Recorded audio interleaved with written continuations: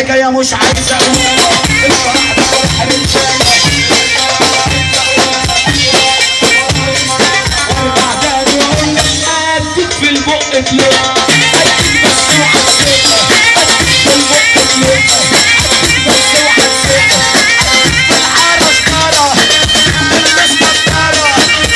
مش عارف اعيش يا رب اللي يسقف يزور النبي